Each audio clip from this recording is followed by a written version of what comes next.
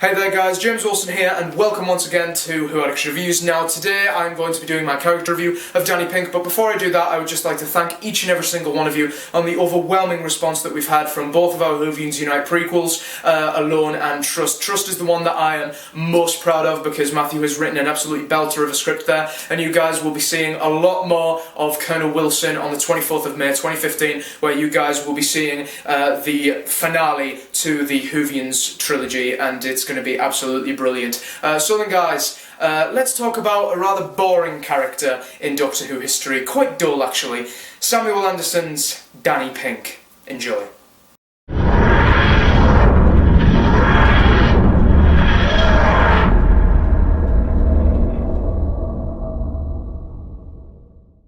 Now, when I first saw Samuel Anderson's Danny Pink after the opening credits of Into the Dalek, of course the first thing that came into my head was, my god, that guy was shoehorned into that episode. I mean, come on, in Into the Dalek, Danny Pink didn't take away or give anything to that episode. He was just put in that episode for no reason whatsoever, or at least that's what it felt like. But still, it was good to see Danny Pink at least get an introduction, and it was good to have a little taster of what was going to be in store for his character.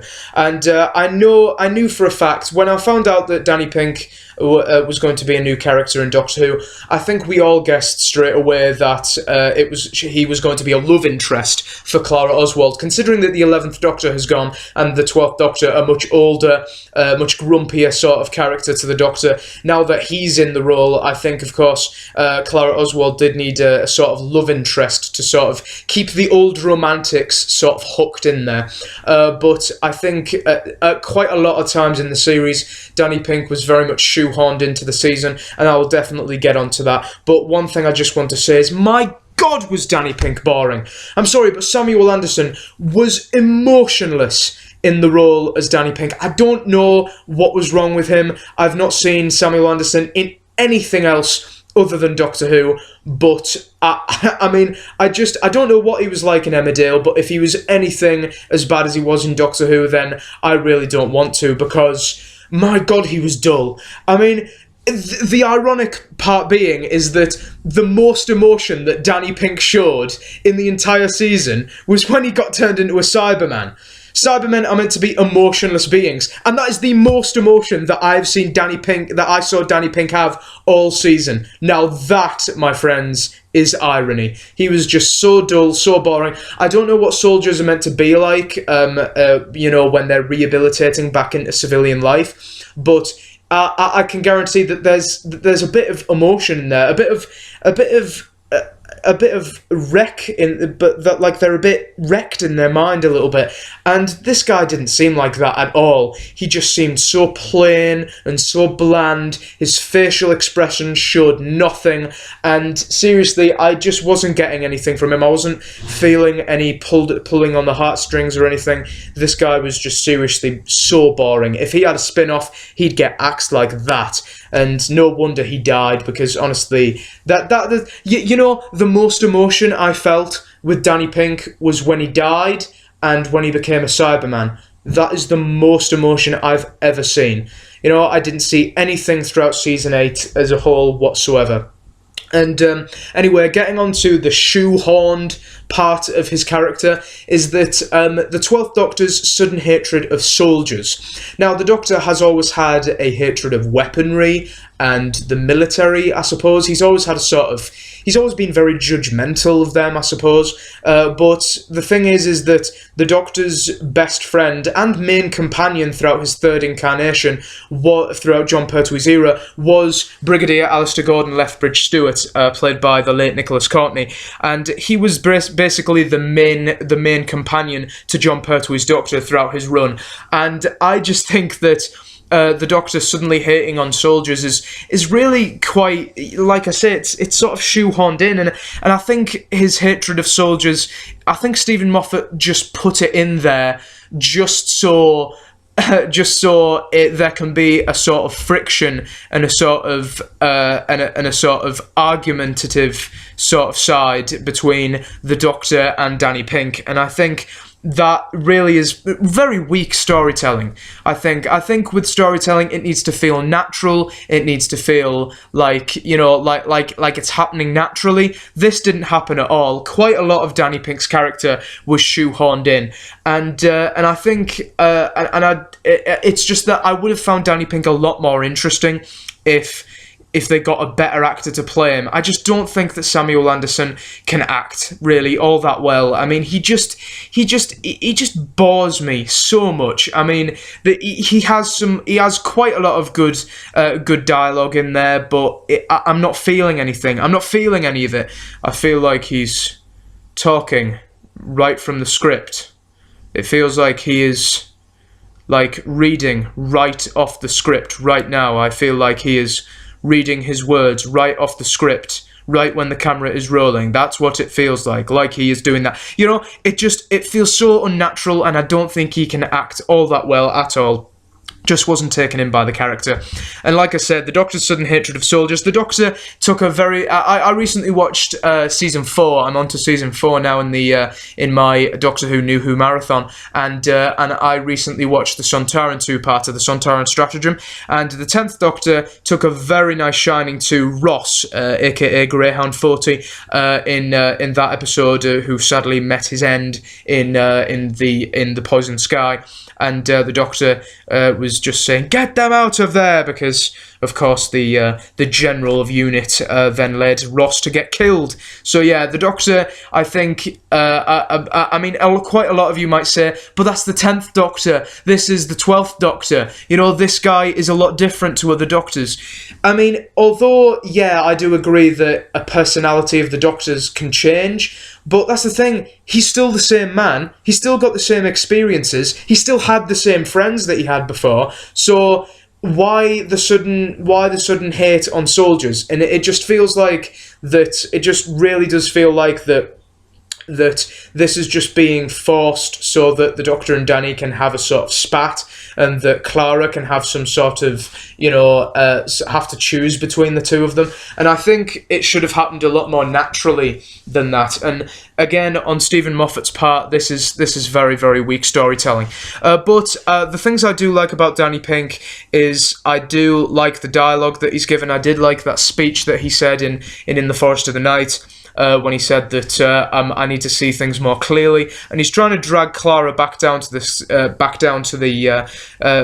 earth, really. And that is one of the things I definitely love about Danny Pink, is that he tried to keep Clara on her feet. I mean, that while Clara's head was still in the clouds, almost literally, and the 12th Doctor was constantly trying to lure Clara away with all these promises of great adventures, and Danny Pink was just the guy. He wasn't some special Time Lord from Gallifrey. He was just a teacher in a school, and I think and I don't think Clara really appreciated Danny until it was too late, until he sadly met his rather human end in Dark Water, because of course his death in Dark Water was very, very human, and it was unlike anything I don't see very much in Doctor Who. I mean, other companions, Adric blew up in a spaceship to then sort of produce the destruction of the dinosaurs. It's companions like that die in very over-the-top ways, but still very emotional ways, and I think that this is a very emotional way that Danny Pink died, because, like Clara said in the episode, he just died and everything was exactly the same. Nothing changed at all. There was no parade or anything for him. He was just dead, and that was it. That was it. Done. Gone. Just another human, and the Earth just kept ticking along. And I think that's what definitely led to Clara's amazing scene in Dark Water by the volcano, when she was blackmailing the Doctor and trying to throw the keys in the volcano. And I think that Danny Pink has had this very long-lasting effect on Clara, and if it wasn't for the dreadful ending of Last Christmas, I think Clara would have definitely carried on with this story with Danny Pink, and I think in that respect he's very much a very good character in that way, because he really benefited Clara, I think, and like Mickey and like Rory, she'd never, like Amy did with Rory and like Rose did with Mickey, Clara never appreciated Danny, and she was always, and the Doctor was always overshining Danny quite a lot. But the difference was with Danny between Mickey and Rory was that Mickey and Rory, they became soldiers. They sort of progressed that way. But Danny was always cold-hearted and very hard. And I think that that's definitely something that that I think a lot of male companions can aspire to nowadays. But anyway, that's pretty much it for my character review of Danny Pink. As a conclusion to his character, I'd just like to say I think he was very much shoehorned into the series, and I think with Stephen Moffat's weak story writing in that respect, I think that he's definitely shoehorned Danny Pink into that and sort of fabricated this sort of fictional hatred that the Doctor has of soldiers, even though his best friend was a soldier and one of his main allies is UNIT. So I think that his sudden hatred of soldiers is just shoehorned into the season for there to be some sort of friction between the Doctor and Danny, and for there to be some sort of...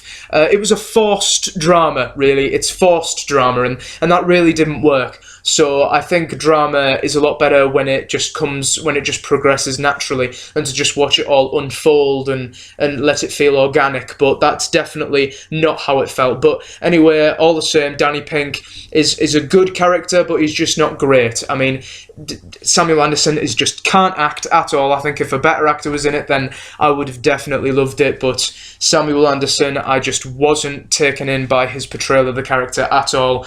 But still, all the same, I think that the long-lasting effect that the character had on Clara has definitely helped to progress Clara's character development more than Danny's. So I think Danny Pink's character has suffered, whereas Clara Oswald's character development has progressed due to Danny Pink's bad character development. But still, all the same, I rate Danny Pink a 6 out of 10. So then guys, I hope you agreed with my opinions on Danny Pink. If you did or did not, please express them in the comment section below. Express them in any way you see fit. Just don't be too abusive with your opinions, please, because I do have a heart and heartbreak. Anyway, and also please like this video, subscribe to our channel as well if you haven't already for some great videos over the next couple of days, and also subscribe to the other channel that I do with Matthew and 8 other Whovians. It's called Hermits United, so subscribe to that channel as well. And also, again, if you haven't already, please go and watch the Whovians Unite prequels, Alone and Trust. In fact, if you haven't, then please go and watch Whovians No More and Whovians Reborn to catch up with the prequels. So then guys, I will see you on Wednesday as me and Matthew will be giving our opinions on a female Doctor. That's going to be interesting. See you guys then.